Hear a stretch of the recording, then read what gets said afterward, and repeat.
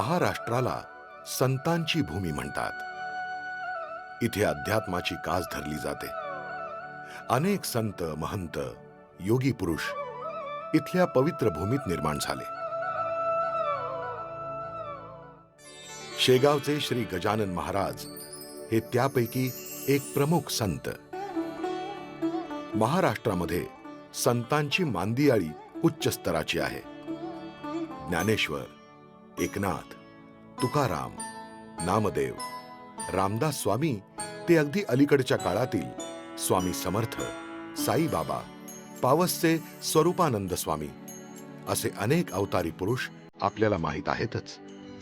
शेगावच्या श्री गजानन महाराजांचे आज लाखो करोडो भक्त आहेत. महाराजांचे भक्त केवळ भारतातच नव्हे तर सगळ्या जगभर पसरलेले आहेत. अत्यंत भक्तिभावानं श्री गजानन महाराजांचं दर्शन करण्यासाठी भाविक शेगावला येतात.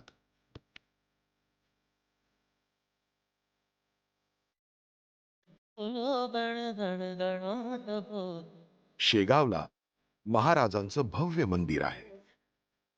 भक्तगणांची खूपच गर्दी इथे नेहमी असते. भक्तगण मात्र शिस्तीनं शांतपणे रांगेत उभे राहून महाराजांचं दर्शन घेतात. आपल्या अडीअडचणी महाराजांना सांगतात. त्यांना साकडं घालतात, नवस बोलतात.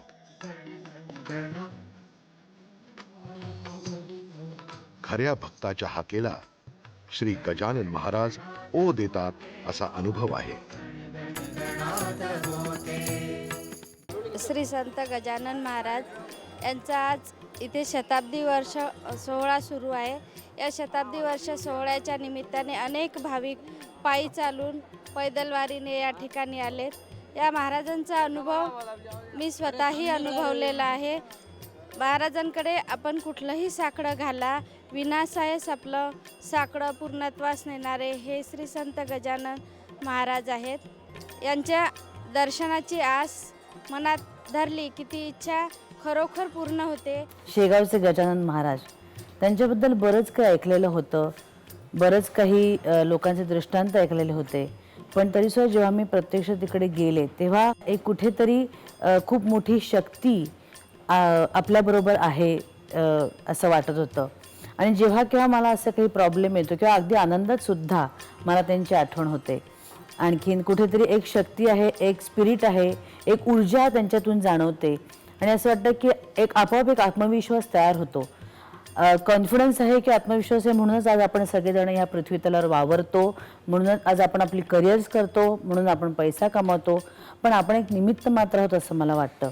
कुठेतरी त्यांचा आशीर्वाद, त्यांची शक्ती हे आपल्याबरोबर आहे, त्यांचं वलय हे सुद्धा आपल्याबरोबर आहे असं मला वाटतं. माझी आई त्यांची भक्त आहे. आणखीन तिला त्यांचे साक्षात्कार होत असतात. तिला प्रत्येक वेळी तिला त्यांचा एक आधार असतो आणि त्या आधारावरच ती आज जगते असं मला वाटतं. आणखीन असेच अनुभव अनेकांना आलेले आहेत. अनेक जण त्यांचे भक्त आहेत आणि अंधश्रद्धा नाही आहे ही त्यांची. तर त्यांना खरोखरच कुठेतरी ह्याचा अनुभव येत असतो. तो कुठल्या ना कुठल्या मार्गाने तरी येत असतो. आणि त्याबद्दलचे अनुभव, प्रेक्षकांचे अनुभव आपल्याला या मी मराठीच्या ब्रह्मांड नायक या मालिकेतून दिसणार आहेत. आपल्यालाही अनुभव येणार आहेत. आणखीन आपण आपलीही त्यांच्यावर श्रद्धा असेल, नसेल तर आपल्यालाही वाटेल की कुठेतरी त्यांच्यावर आपण श्रद्धा ठेवावी, त्यांची पूजा करावी, त्यांचं मनन करावं, चिंतन करावं. श्री गजानन महाराज माघ वद्य सप्तमी शके 1800 म्हणजेच 23 फेब्रुवारी 1878 रोजी शेगाव इथे प्रगट झाले. श्री गजानन महाराज म्हणजे प्रत्यक्ष चैतन्य. महाराज स्वयंभू आहेत. त्यांनी निजी लीलेनं शरीर धारण केलं. श्रींनी समाधी घेतलेल्याचा शताब्दी महोत्सव सुरू आहे आणि सध्याची चंगळवादी संस्कृती बोकाळलेली आहे की देव आहे की नाही वगैरे वगैरे. या सध्याच्या चंगळवादी आणि स्वार्थी संस्कृतीमध्ये श्री गजानन महाराजांचा अवतार कार्य श्री गजानन विजय हा ग्रंथ दासगणूने लिहिलेला, तसंच दासबारगावने लिहिलेला गजानन चरित्र कोश आणि सध्या भक्त आणि भगवंत यामधला उत्तम दुवा म्हणून जगाने आदर्श घ्यावा अशी व्यवस्था करीत असलेले श्री गजानन महाराजांचं संस्थान आदरणीय शिवशंकर भाऊ पाटील या सर्वांच्या दृष्टीनं आजचा हा सोहळा अत्यंत मंगलमय आहे. कुणालाही 5 पैशाची भीक न मागता हे कार्य सुरू आहे. आणि सगळ्यात महत्त्वाचं म्हणजे गजानन महाराजांची आपल्या भक्तावर, प्रत्येक भक्तावर पराकुटीची माया आहे. जसं ज्या आकर्षणाने भक्त बाबांकडे येतो तेवढ्याच आकर्षणानं बाबा भक्तांकडे जातात, पण त्यासाठी निस्सीम श्रद्धा हवी. बाजारू भक्ती बाबांना चालत नाही आणि जडी स्थळी काष्टानी सर्व ठिकाणी बाबा आपल्या भक्ताच्या समेत असतात. एखाद्या बाबाचा भक्त जर खोट्या आरोपाखाली कस्टडीमध्ये गेला तर बाबा त्याला कस्टडी दृष्टांत देतात. हा माझा स्वतःचा अनुभव आहे. यापेक्षा मी सर्व भक्तांना विनंती करू इच्छितो की निर्मळपणे आपण बाबांच्या चरणी सेवा निस्वार्थपणे अर्पण करा. बाबा तुमचा स्वार्थ साध्य करून देतील. जय गजानन. त्यांचा देह म्हणजे चैतन्याची शोभा, ब्रह्माची सावली.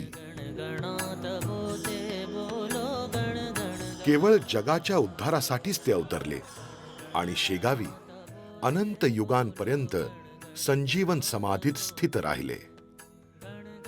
श्री गजानन महाराज म्हणजे परब्रह्मच. महाराजांचा प्रगट दिन म्हणजे भक्तांचा आनंद सोहळा. ज्या दिवसाची भक्त अत्यंत आतुरतेने वाट बघतात तो दिवस अवतरला. भक्तांचा महासागर बघण्यासाठी सूर्य नारायण हजर झाले.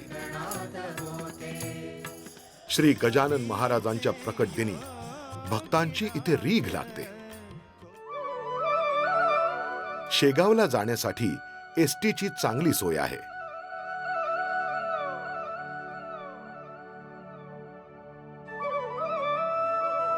ग्रामीण भागातले भक्त एसटीने येतात आणि एसटी स्टँडवरून मंदिराकडे जातात.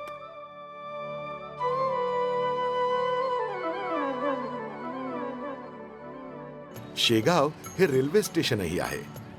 लांब पल्ल्याच्या अनेक गाड्या इथे थांबतात. कित्येक तासांचा प्रवास करून भक्त शेगावी येतात.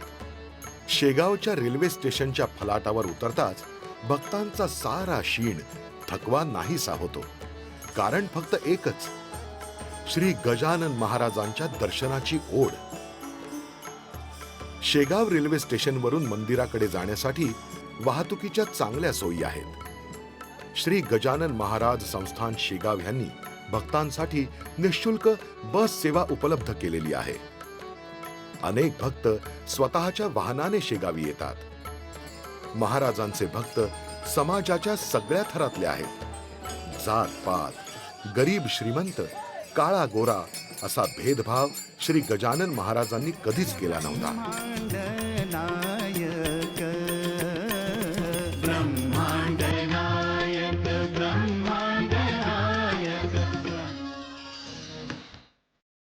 महाराजांवर भक्तांनी निस्सीम प्रेम केलं. भक्तिरसाने त्यांना न्हाऊमाखू घातलं आणि त्यांचे आशीर्वाद घेतले.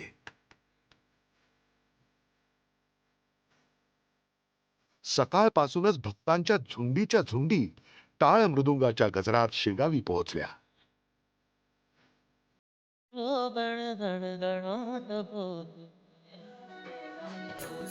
त्यात सामील असणाऱ्या भक्तांच्या चेहऱ्यावर एक सात्विक आनंद, समाधान दिसत होतं.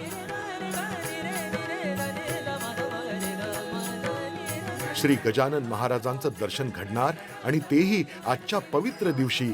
ह्याच समाधानात सगळे भक्त भजन गात गात मंदिराकडे निघालेत.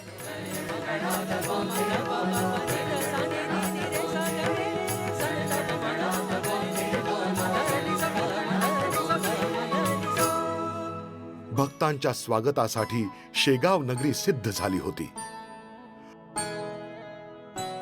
दुकानं मालांनी भरलेली होती. हारतुरे, फुलं, दुर्वा, साखर फुटाणे, पेढे यांची खरेदी भक्त मोठ्या भाविकतेनं करत होते.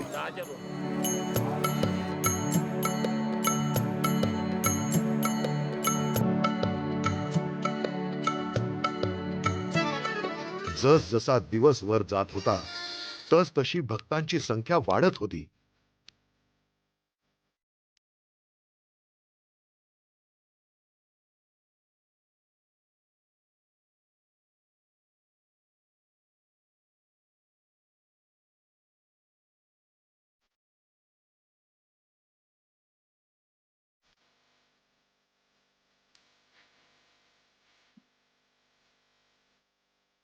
हातात भगवा ध्वज, पांढरा लेंगा, पांढरा सदरा, पांढरी टोपी अशा साध्या वेशात भक्त भजनावर ताल धरत होते, नाचत होते. स्त्री पुरुष असा भेदभाव इथे नाही. इथे सारे केवळ भक्तच. स्त्रियाही भजन म्हणत होत्या, ताल धरून नाचत होत्या, भक्ती रंगात रंगून गेल्या होत्या.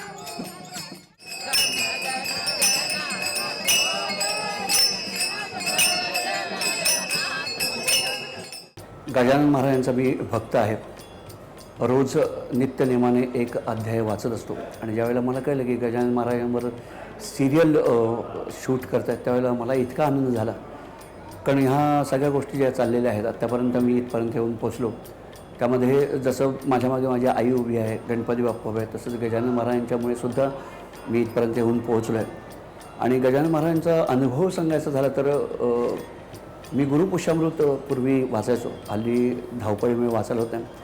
पण एक दिवस असं होतं की गुरुपुष्यामृत अख्खं वाचलं मी आणि मला त्या दिवशी बँक ऑफ इंडियामध्ये भेटायला बोलवलं होतं नोकरीसाठी. त्याच्या आधी मी 6-7 नोकऱ्या केल्या होत्या.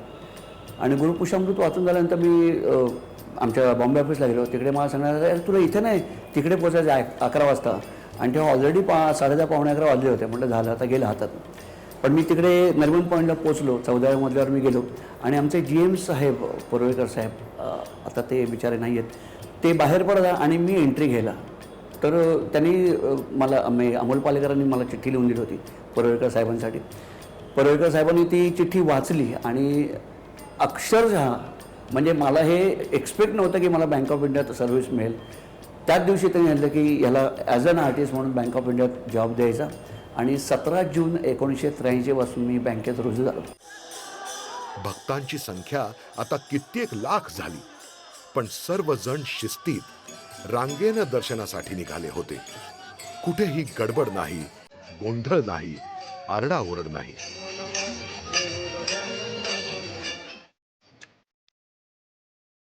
सारे भक्त भक्तीच्या प्रेमळ धाग्यांनी एकमेकांशी बांधले गेले होते.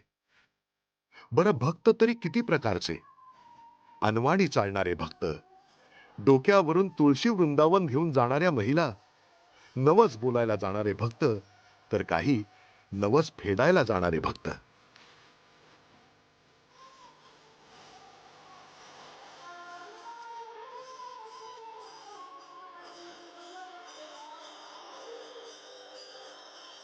श्री गजानन महाराज संस्थान शेगाव या संस्थेनं लाखो भक्तांची अगदी चोख व्यवस्था केली होती.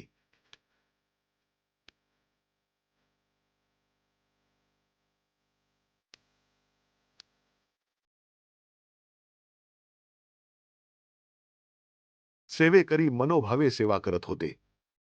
रस्त्यावरचा कचरा, कागद, झाडाची पानं सगळं गोळा केलं जात होतं. स्वच्छता म्हणजेच परमेश्वर.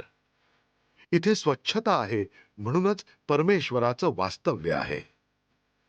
शेगाव हे पवित्र असं तीर्थक्षेत्र झालं आहे. श्री गजानन महाराजांची पालखी, त्यांचं दर्शन या दिव्य अनुभूतीसाठीच सर्वजण आता सज्ज होत आहेत. रंगीबेरंगी सुवासिक फुलांनी पालखी सुशोभित करण्यात येत आहे.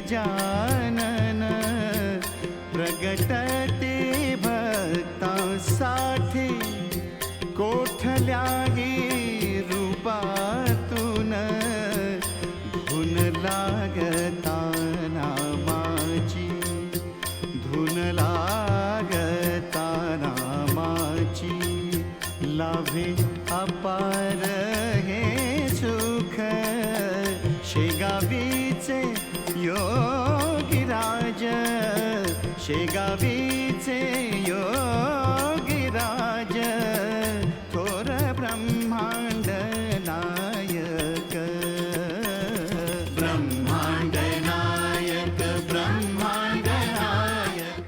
महाराष्ट्र देश हा शूरांचा देश आहे, संतांचा देश आहे. महाराष्ट्रामध्ये जेवढे संत निर्माण झाले तेवढे संपूर्ण भारतामध्ये नाही आहेत. या संतांचे महासंत गजानन महाराज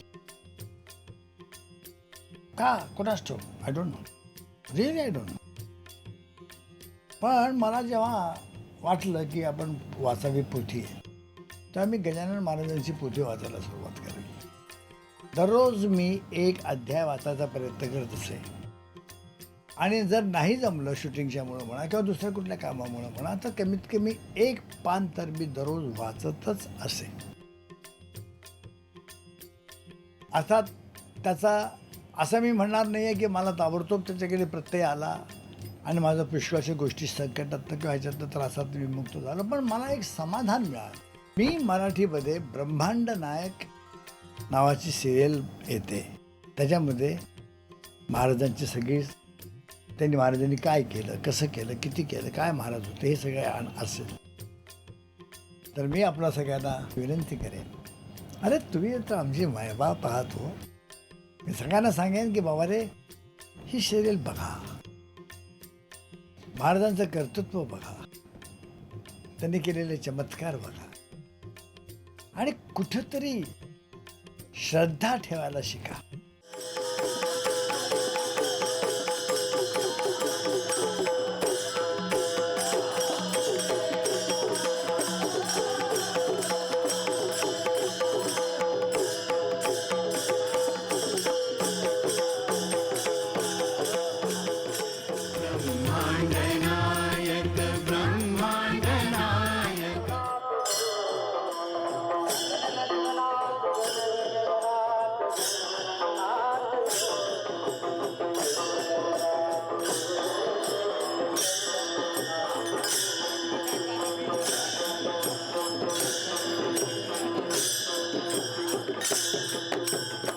महाराजांच्याच कृपेने इथे शिक्षण क्षेत्रातसुद्धा क्रांती झालेली आहे. अभियांत्रिकी महाविद्यालयाचे जिथे शिक्षणाचा पूर्ण व्यापार झाला असताना गजानन महाराज संस्थान जिथे पैशाचा कोणताही व्यवहार होत नाही तिथे मेरिट बेसिसवर ॲडमिशन दिल्या जातात आणि त्यांचे विद्यार्थीसुद्धा अत्युच्च पातळीचे असतात. IIT सारख्या ठिकाणी सिलेक्ट होतात आणि गजानन महाराजांनी ते एक रिन्युएशन रिसर्च सेंटरसुद्धा सुरू केलेलं आहे सोलरच्या बाबतीत, जे आजच्या युगात भारनियमन किंवा लोड शेडिंग हे गुंडस नाव जे चालू आहे त्या गुंडस नावावर किंवा भारनियमावर मात कशी करायची हे तर गजानन महाराजाच्या प्रेरणेच आपल्याला सर्वांना शिकवलेलं आहे. संपूर्ण महाराष्ट्रासाठी हा आदर्श आहे. ब्रह्मांड नायक ब्रह्मांड नायक.